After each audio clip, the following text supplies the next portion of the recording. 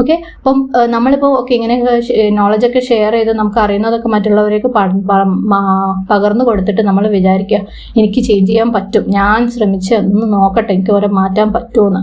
അങ്ങനെ നോക്കുകയാണ്. എന്നിട്ട് അവർ മാറുന്നില്ലെങ്കിൽ നമുക്ക് ദേഷ്യം വരും അല്ലേ? നമ്മൾ പറഞ്ഞത് അവർ സ്വീകരിച്ചിട്ടില്ലെങ്കിൽ നമുക്ക് ദേഷ്യം വരും, സങ്കടം വരും.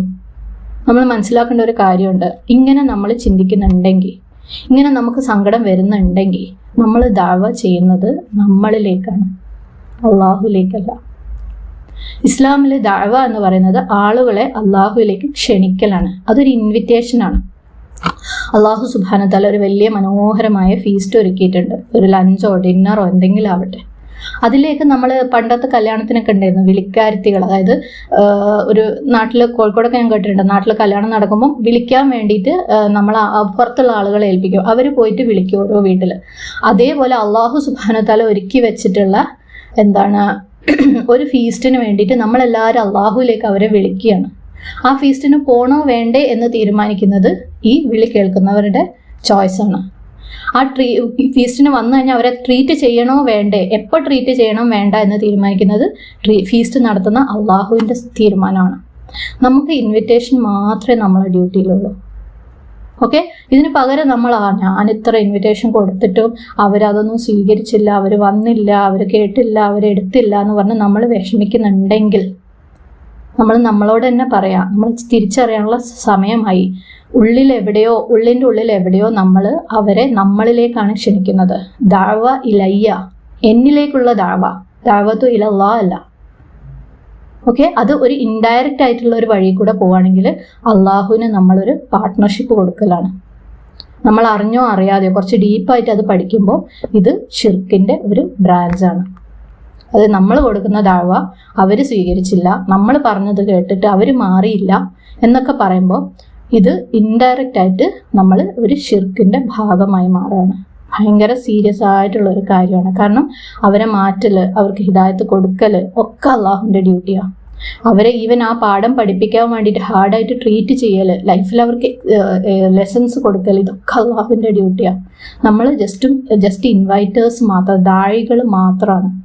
ഈ എല്ലാവരും കേൾക്കുമ്പോൾ ഞാൻ ദഅവ ചെയ്യുന്നില്ലല്ലോ എന്ന് വിചാരിക്കുന്നവരും കൂടെ വിചാരിക്കുക ഇത് എൻ്റെ വീട്ടിലും എൻ്റെ മക്കളുടെ അടുത്തും ഒക്കെ ആപ്ലിക്കബിളാണ്. നമ്മളെല്ലാവരും ഒരു തരത്തിൽ അല്ലെങ്കിൽ മറ്റൊരു തരത്തിൽ ദാഴികളാണ്. പക്ഷെ നമ്മൾ ഒരിക്കലും ദഅവത്തു ഇലയ്യ ചെയ്യരുത്. അതായത് എന്നിലേക്ക് ദഅവ ചെയ്യരുത്, അള്ളാഹുലേക്കായിരിക്കണം ദഅവ ചെയ്യുക. നമ്മൾ ഇൻവിറ്റേഷൻ കൊടുക്കുക, മാറി നിൽക്കുക, നമ്മൾ ജെന്റിലായിരിക്കുക അവരുടെ അടുത്ത്. നമുക്ക് തന്നെ നമ്മളെ മാറ്റങ്ങൾ, നമ്മൾ ഒരുപാട് കാലങ്ങളായിട്ട് കേൾക്കുന്ന ഹൃദയത്തിൻ്റെ തസ്ബീഹും പല കാര്യങ്ങളും നമുക്ക് മാറ്റം വരുത്താൻ പറ്റൂലെങ്കിൽ നമ്മളെങ്ങനെയാണ് മറ്റുള്ളവർക്ക് മാറ്റം വരുത്താൻ ശ്രമിക്കുന്നത്?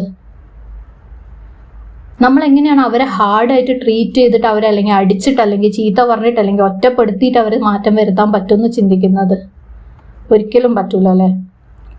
സോ നമുക്ക് നമ്മളെ ഡ്യൂട്ടി ചെയ്ത് പോവാം. ഇൻഷാ അല്ലാഹ് നമുക്ക് പഠിക്കാം, ചിന്തിക്കാം, മനസ്സിലാക്കാം, മാറാൻ വേണ്ടി നിയ്യത്ത് ചെയ്യാം, ദുആ ചെയ്തുകൊണ്ടിരിക്കാം. ദുആ എന്ന് പറഞ്ഞാൽ ദുആ ആദ്യം വേണം, അതായത് പഠിക്കുന്നതിന് മുന്നേ വേണം, പഠിച്ചുകൊണ്ടിരിക്കുമ്പോഴും വേണം, നിയ്യത്ത് വെക്കുമ്പോഴും വേണം, മാറാൻ ശ്രമിക്കുമ്പോഴും വേണം, ഇനി മാറാൻ പറ്റാതിരിക്കുമ്പോഴും വേണം, മാറിക്കഴിഞ്ഞാലും വേണം അല്ലേ? ദുആ എന്ന് പറയുന്നത് ഈ ഒരു പ്രോസസ്സിന്റെ എൻഡ് ടു എൻഡ്, ആദ്യം മുതൽ അവസാനം വരെയും കഴിഞ്ഞാലും വേണ്ട ഒരു കാര്യമാണ്. ആൻഡ് ദുആ ചെയ്തിട്ട് അള്ളാഹുവിൽ തവക്കുൽ ചെയ്യുക. നമ്മളുടെ ഭാഗത്തു നിന്ന് എടുക്കാൻ പറ്റുന്ന ചെറിയ ചെറിയ സ്റ്റെപ്പുകൾ, ആ മാറ്റം വരുത്താൻ വേണ്ടിയിട്ടുള്ള സ്റ്റെപ്പുകൾ, നമ്മൾ എന്തൊക്കെ പുതിയ പാഠങ്ങളാണോ മാറ്റാൻ വേണ്ടി പഠിക്കുന്നത്. ഞാനെപ്പോഴും ക്ലാസ് പറയുമ്പോൾ പറയുന്ന ഒരു കാര്യമാണ്, നമ്മൾ കേൾക്കുന്ന എന്തും അത് എന്നോടാണ് പറയുന്നത്. ഈവൻ നമ്മൾ വേറൊരാൾക്ക് ദഅവ കൊടുക്കുമ്പോഴും വിചാരിക്കുക ഇത് ഞാൻ എന്നോടാണ് പറയുന്നത്. വേറൊരാളെ കാര്യം ചിന്തിക്കേണ്ട, ഓൾ അങ്ങനെ കേട്ടോ, ഓൾ അത് ചെയ്യുന്നുണ്ട് കേട്ടോ, അല്ലെങ്കിൽ ഇവനിത് ചെയ്യുന്നുണ്ടെന്ന് ചിന്തിക്കുകയേ വേണ്ട. ഇത് എന്നോടാണ് പറയുന്നത്. അപ്പം ഞാൻ എന്ത് മാറ്റം ഇതിൽ വരുത്താൻ പറ്റും? എൻ്റെ ജീവിതത്തിൽ, എൻ്റെ സിറ്റുവേഷനിൽ നിന്നുകൊണ്ട് ഈ മാറ്റം ഞാൻ എങ്ങനെ കൊണ്ടുവരാൻ പറ്റും? നമ്മളെ കപ്പാസിറ്റിയിൽ, നമ്മുടെ കഴിവിൽ നിന്നുകൊണ്ട് ആ മാറ്റം വരുത്താൻ നോക്കുക. ഇനി ആ മാറ്റം വരുത്തില്ലെങ്കിൽ വളരെ ഞാൻ വളരെ മോശപ്പെട്ടവളാണ്, ഞാൻ അങ്ങനെയാണ്, എനിക്ക് മാറാൻ അങ്ങനെ ഒന്നും വിചാരിക്കേണ്ട. അള്ളാഹുവിന് നമ്മളെ അറിയാം, നമ്മൾ ശ്രമിക്കുന്നുണ്ടെന്ന് അള്ളാഹുവിനറിയാം, നമ്മൾ നിയ്യത്ത് വെച്ചിട്ടുണ്ടെന്ന് അള്ളാഹുവിനറിയാം, നമ്മൾ അള്ളാഹുവിനോട് തേടുന്ന കാര്യം അള്ളാഹുവിനറിയാം, നമ്മൾ പഠിച്ചിട്ടുണ്ടെന്ന് അള്ളാഹുവിനറിയാം, നമ്മൾ കൂടുതൽ പഠിക്കാൻ ശ്രമിക്കുന്നുണ്ടെന്ന് അള്ളാഹുവിനറിയാം. നമ്മൾ തെറ്റ് വരുത്തുന്നവരാണ്, അത് നമ്മൾ അറിഞ്ഞിരിക്കുക. നമ്മൾ ശ്രമിച്ചാലും വീണ് എണീറ്റ് തിരിച്ച് അള്ളാഹുവിലേക്ക് ഓടലാണ് അള്ളാഹുവിന് ഇഷ്ടം. വീഴാതിരിക്കലല്ല. വീണിട്ട് എഴുന്നേറ്റിട്ട് തിരിച്ച് ഓടാൻ പറ്റണം, അല്ലെങ്കിൽ വീണെടുത്ത് വീണു പോവുകയും ചെയ്യരുത്. വീഴാതിരിക്കുന്നതും അള്ളാഹ്ക്ക് ഇഷ്ടമല്ല. കാരണം അള്ളാഹ് നമ്മളെ വീഴുന്ന രീതിയിലാണ് സൃഷ്ടിച്ചിട്ടുള്ളത്, തെറ്റുകൾ പറ്റുന്ന രീതിയിലാണ് അള്ളാഹു നമ്മളെ സൃഷ്ടിച്ചിട്ടുള്ളത്. അപ്പോൾ വീഴുക, തെറ്റ് പറ്റുക, തിരുത്തുക, അള്ളാഹുവിലേക്ക് തിരിച്ചു ചെല്ലുക, ഇസ്തിഗ്ഫാർ ചെയ്യുക, നിയ്യത്ത് പുതുക്കുക, അള്ളാഹുവിൻ്റെ സഹായം തേടുക, അള്ളാഹുവിൽ തവക്കുൽ ചെയ്യുക, ശ്രമിച്ചുകൊണ്ടേയിരിക്കുക, നിർത്തരുത്. അവസാനം അള്ളാഹു നമ്മളെ ആ ഒരു ലക്ഷ്യത്തിലേക്ക് എത്തും. അത് ഒരു ചേഞ്ച്. അതുപോലെ ഒരുപാട് ചേഞ്ചുകൾ നമുക്ക് വരുത്താനുണ്ട്. മരിക്കുന്നവരെ ചെയ്യാനുള്ള ഒരു പ്രോസസ്സാണല്ലേ. ഇതിങ്ങനെ റിപ്പീറ്റ് ചെയ്തുകൊണ്ടേ ഇരിക്കുക. അള്ളാഹു നമ്മളെ എന്തൊക്കെ ചേഞ്ച് വരുത്താൻ അള്ളാഹു ഉദ്ദേശിച്ചിട്ടുണ്ടോ, അള്ളാഹു എന്തൊക്കെ തൗഫീഖ് നമുക്ക് തന്നിട്ടുണ്ടോ, അതൊക്കെ പെറുക്കിയെടുത്തിട്ട് മുന്നോട്ട് പോവുക, ഒന്നും മിസ്സാക്കാതെ. അപ്പം നമുക്ക് പറ്റുന്ന ഏറ്റവും ബെസ്റ്റ് രീതിയിൽ നമ്മൾ നോളജ് ഷെയർ ചെയ്യുക, നമുക്ക് കിട്ടിയ ഇൽമ ഏറ്റവും നല്ല രീതിയിൽ. അതും നോളജ് ഷെയർ ചെയ്യുമ്പോൾ വേറൊരു കാര്യം കൂടെ ചെയ്യണം. ഞാനൊരു നോളജ് അല്ലെങ്കിൽ ഞാനൊരു ദാവ നടത്തുന്നുണ്ടെങ്കിൽ അത് എൻ്റെ രീതിയിലായിരിക്കുക. എനിക്ക് ചിലപ്പോൾ മറ്റുള്ളവർ ചെയ്യുന്ന പോലെ ചെയ്യാൻ പറ്റിയെന്ന് വരില്ല. അവർക്ക് അവരുടേതായ ഒരു രീതി ഉണ്ടാവും അല്ലേ. ഓരോരുത്തരും ഈ പറഞ്ഞ പോലെ മാറ്റങ്ങൾ പോലെ തന്നെ ഓരോരുത്തരും അവനവൻ്റെ കാഴ്ചപ്പാടിൽ, അവനവൻ്റെ കഴിവിൽ, അവനവൻ്റെ സാഹചര്യത്തിലായിരിക്കും ഇൽമ ഷെയർ ചെയ്യുന്നത്. എൻ്റെ അറിവായിരിക്കില്ല വേറൊരാളുടെ അറിവ്, എൻ്റെ കഴിവായിരിക്കില്ല വേറൊരാളുടെ കഴിവ്. അതുകൊണ്ട് തന്നെ നമ്മൾ അതിനെ ക്രിട്ടിസൈസ് ചെയ്യാനും പോകേണ്ട കാര്യമില്ല. ഓക്കെ, അവരുടെ രീതിയിൽ നോളജ് ഷെയർ ചെയ്തുകൊണ്ടിരിക്കട്ടെ. കാരണം ഈ നോളജ് അവർ ഷെയർ ചെയ്താൽ, ഈ അറിവ് അവർ ഷെയർ ചെയ്താലും ആ കിട്ടുന്ന ഭാഗത്ത് അതല്ലെങ്കിൽ ആ നോളജ് എടുക്കുന്നവരെ മാറ്റം വരുത്തുന്നത് അള്ളാഹു ആണ് അല്ലേ. അത് അള്ളാഹ് നോക്കിക്കോളും.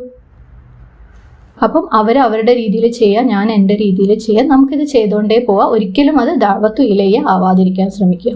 നമ്മൾ നോളജ് ഷെയർ ചെയ്യുന്ന അല്ലെങ്കിൽ ഇൽമ കൊടുക്കുന്നവരുടെ കാര്യത്തിൽ നമ്മൾ ജെന്റിലായിരിക്കും, അവരെ മനസ്സിലാക്കാൻ ശ്രമിക്കുക. നമ്മൾ കൊടുക്കുന്ന ഇൽമ എടുക്കുന്നവരെ നമ്മളെപ്പോഴും കാണിക്കേണ്ട രണ്ട് കാര്യങ്ങൾ സിമ്പതിയും എമ്പതിയും ആണ്. പകരം നമ്മൾ കാണിക്കുക കിബ്റും ജഡ്ജ്മെന്റുമാണ്. നമ്മൾ ആർക്കെങ്കിലും ദഅവ ചെയ്യുന്നുണ്ടെങ്കിൽ, നമ്മൾ ആരോടെങ്കിലും മാറാൻ പറയുന്നുണ്ടെങ്കിൽ, നമ്മളെ മക്കളാണെങ്കിലും നമ്മൾ കാണിക്കുക കിബ്റും ജഡ്ജ്മെന്റും. കിബ്റും ജഡ്ജ്മെന്റും ഉള്ളതിൻ്റെ ആ ഒരു വാക്കുകളിലേക്ക് പറഞ്ഞാൽ, ഞാനിത് ചെയ്യുന്നുണ്ടല്ലോ, അവർക്കെന്താ ചെയ്താല്, ഞാനിത് ചെയ്യുന്നുണ്ടല്ലോ എന്ന് പറയുന്നിടത്ത് കിബ്റായി. കാരണം ഇത് ഞാൻ ചെയ്തതോ, ഇത് ഞാൻ തിരുത്തിയതോ, ഈ മാറ്റം എന്നിൽ വരുത്തിയതോ ഒന്നും ഞാനല്ല, അള്ളാഹു സുബ്ഹാനഹു വ തആലയാണ്. അവിടെ എന്ത് വന്നു? കിബ്ർ വന്നു. അതായത് അള്ളാഹ് ചെയ്ത കാര്യം ഞാനാണെന്ന് ഞാനങ്ങ് വിചാരിക്കുക. രണ്ട് ജഡ്ജ്മെന്റ്, അവക്കെന്താ ചെയ്താല് ജഡ്ജ് ചെയ്യലും അള്ളാഹിന്റെ ഡ്യൂട്ടി. അവൾ ചെയ്യണോ ചെയ്യണ്ടേ, അവളെപ്പോൾ ചെയ്യണം, അവളെപ്പോൾ മാറണം, അവൾ എങ്ങനെ മാറ്റണം, ഇതൊക്കെ അള്ളാഹിന്റെ ഡ്യൂട്ടിയാണ്. സോ നമ്മളെപ്പോഴും ദഅവ ചെയ്യുമ്പോൾ നമുക്ക് പറ്റുന്ന ഒരു കാര്യം, എപ്പോഴും ദഅവ ഞാൻ പറയുമ്പോൾ എല്ലാവരും അവനവൻ്റെ വീട്ടിലെ സാഹചര്യങ്ങൾ മക്കളോട് ചെയ്യുന്ന ദഅവയും മനസ്സിൽ ചിന്തിച്ചോളാം കേട്ടോ.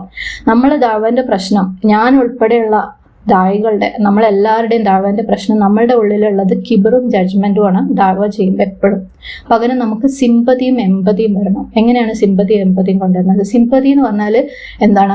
നമുക്കൊരു കാര്യമുണ്ട്, മറ്റുള്ളവർക്കില്ല, അവർക്കില്ലല്ലോ അല്ലേ, അതാണ് സിമ്പതി അല്ലേ. നമുക്ക് നല്ല സന്തോഷമുള്ള ഒരു കുടുംബജീവിതം ഉണ്ട്, അവർക്കില്ലല്ലോ എന്നാണ് നമുക്ക് അവരോട് സിമ്പതിയാണ്. സിമ്പതി എന്ന് പറഞ്ഞാൽ അത് നമുക്ക് അവരോടുള്ള ഒരു സങ്കടം, വിഷമം, അപ്പൊ അത് ദുആ ആയിട്ട് മാറും. അതായത് അള്ളാഹു എനിക്ക് ഈ ഒരു മാറ്റം വരുത്താനുള്ള തൗഫീഖ് തന്നിട്ടുണ്ട്, അൽഹംദുലില്ലാ, അല്ലാഹു അവർക്ക് കിട്ടിയിട്ടില്ലല്ലോ. അപ്പൊ നമ്മൾ എന്ത് ചെയ്യും? അള്ളാഹുവേ നീ ആ തൗഫീഖ് അവർക്ക് കൊടുക്ക്, നീ ആ മാറ്റം അവരിൽ കൊണ്ടുവരാനുള്ള സഹായം കൊടുക്ക്, എളുപ്പം കൊടുക്കുക. അപ്പൊ നമ്മുടെ സിമ്പതികൾ എപ്പോഴും ദുആ ആയിട്ട് മാറും. എമ്പതി എന്ന് പറയുന്നത് അവരുടെ ഭാഗത്ത് നിന്നുകൊണ്ട് ചിന്തിക്കാനുള്ള കഴിവിനാണ് എമ്പതി. അവരുടെ തിങ്ക് ഇൻ അതേഴ്സ് ഷൂസ് എന്ന് ഇംഗ്ലീഷിൽ പറയും. അവരുടെ ഭാഗത്ത് നിന്നുകൊണ്ട് ചിന്തിക്കാനുള്ള കഴിവ്. ഇപ്പൊ നമ്മളെ മക്കളെ കാര്യം തന്നെ എടുക്കാം. നമ്മൾ ഓരോ കാര്യങ്ങൾ അവരത് ചെയ്യുന്നില്ല, ഇവരിത് ചെയ്യുന്നില്ല എന്ന് പറയുമ്പോൾ നമ്മൾ എന്തുകൊണ്ട് അവരുടെ ഭാഗത്ത് നിന്ന് ചിന്തിക്കുന്നില്ല? നമുക്ക് നമ്മളുടെ ആ ഒരു കാലഘട്ടത്തിൽ, നമ്മളെ ചെറുപ്പ കാലഘട്ടത്തിൽ ഇത്രയധികം പ്രലോഭനങ്ങൾ ഉണ്ടായിരുന്നില്ല, ഇത്രയധികം ടെംപ്റ്റേഷൻസ് നമ്മളെ ചുറ്റും ഉണ്ടായിരുന്നില്ല. നമുക്ക് മാതാപിതാക്കളെ അനുസരിക്കാന്നുള്ള ഒരു ഓപ്ഷൻ അല്ലാത്ത വേറൊന്നും ഉണ്ടായിരുന്നില്ല. പക്ഷെ അവർ വേറെ തന്നെ ഒരു സാഹചര്യത്തിലാണ്. അപ്പൊ അവരുടെ ഭാഗത്ത് നിന്ന് ചിന്തിക്കുമ്പോഴാണ് എമ്പതി വരുന്നത്. അപ്പൊ നമ്മൾ എന്താണെന്നറിയാം, അതിന്റെ റിസൾട്ടായി, സിമ്പതിയുടെ റിസൾട്ടായിട്ട് നമ്മൾ ദുആ ചെയ്യുമെങ്കിൽ എമ്പതിന്റെ റിസൾട്ടായിട്ട് നമ്മൾ എന്താ ചെയ്യാന്ന് വെച്ചാൽ, അവർക്ക് ഏത് രീതിയിലുള്ള സഹായമാണോ വേണ്ടത് അത് നമ്മൾ ചിന്തിച്ച് അത് നമ്മൾ കൊടുക്കും. അവർക്ക് എങ്ങനെയുള്ള സഹായം അവർക്ക് കൊടുത്താലാണോ അവർക്ക് മാറാൻ പറ്റുക, അത് നമ്മൾ ബുദ്ധിപൂർവ്വം ചിന്തിച്ച് കൊടുക്കും. ആ ചിന്തിക്കലിന്റെ ഭാഗമാണ് കൂട്ടിപ്പിടിക്കൽ, അവരെ സ്നേഹത്തോട് കൂടി കൂട്ടിപ്പിടിക്കൽ, അവർ ചെയ്യുന്ന ചെറിയ ചെറിയ കാര്യങ്ങൾ. ചിലപ്പോൾ നമ്മൾ അവരെ A to Z പഠിക്കണമെങ്കിൽ അവർ A മാത്രമേ പഠിച്ചിട്ടുണ്ടെങ്കിൽ മാഷാ അല്ലാ നീ A പഠിച്ചല്ലോ, അത് അങ്ങനെ ആ രീതിയിൽ നമ്മൾ അവരെ പ്രശംസിക്കുമ്പോൾ അവർ Bയും Cയും പഠിക്കും. എന്നാൽ നീ A to Z പഠിച്ചില്ലല്ലോ എന്നാണ് അവർ ജീവിതത്തിൽ ഒരിക്കലും A to Z പഠിക്കില്ല. ആ എമ്പതിൻ്റെ റിസൾട്ടാണ് ഇതൊക്കെ. അതായത് അവർക്ക് ഏത് രീതിയിലുള്ള സഹായമാണോ വേണ്ടത് അത് ഓരോരുത്തരുടെ സാഹചര്യത്തിലും വ്യത്യസ്തമായിരിക്കും. ഓരോ മക്കളുടെ സാഹചര്യത്തിലും, ഓരോ നമ്മൾ ദഅവ കൊടുക്കുന്ന ആളുകളുടെ സാഹചര്യത്തിലും അത് വ്യത്യസ്തമായിരിക്കും. അപ്പോൾ അത് നമ്മൾ ബുദ്ധിപൂർവ്വം ആലോചിച്ചിട്ട് അത് കൊടുക്കാൻ തുടങ്ങും. നമുക്ക് എമ്പതി ഉണ്ടാകുമ്പോൾ. പകരം നമുക്ക് എല്ലാവർക്കും ഉള്ളത് കിബറും ജഡ്ജ്മെൻറ്റും ആണ്. അത് ഒരിക്കലും റിസൾട്ട് തരില്ല. എൻ്റെ അടുത്ത് ഒരാൾ എന്നെ പോയിന്റ് ചെയ്തിട്ട് ജഡ്ജ് ചെയ്തിട്ട് നീ ഇങ്ങനെ ചെയ്തത് ശരിയായില്ലെന്ന് പറഞ്ഞാൽ ഞാൻ ഇപ്പോഴും മാറില്ല. നമ്മൾ ആരും മാറിയിട്ടില്ല. മെജോറിറ്റി ആളുകളും നമ്മൾ മാറൂല അങ്ങനെ. അപ്പോൾ റിസൾട്ട് ഇല്ലാത്ത കാര്യം നമ്മൾ ചെയ്ത് വെറുതെ എന്തിനാ സമയം കളയുന്നത്? അപ്പം നമുക്ക് പകരം സിമ്പതി എമ്പതി കാണിക്കാം. അള്ളാഹുവിനോട് ദുആ ചെയ്തിട്ട് അവർക്ക് മാറ്റം വരുത്താനുള്ള, നമുക്ക് അള്ളാഹു തന്ന തൗഫീഖ്, നമുക്ക് ഈ മാറ്റം വരുത്താൻ അള്ളാഹു തന്ന തൗഫീഖ് അവർക്ക് കൊടുക്കാൻ വേണ്ടിയിട്ട് നിർത്താതെ ദുആ ചെയ്യാം. അവരിലേക്ക് ഇൽമ ശരിയായ രീതിയിൽ എത്തിക്കാൻ ഒരു അവസരം തരാൻ വേണ്ടിയിട്ട് നിർത്താതെ ദുആ ചെയ്യാം. 100% ഉറപ്പാണ് അള്ളാഹു അതിനുള്ള അവസരം എത്തിക്കും.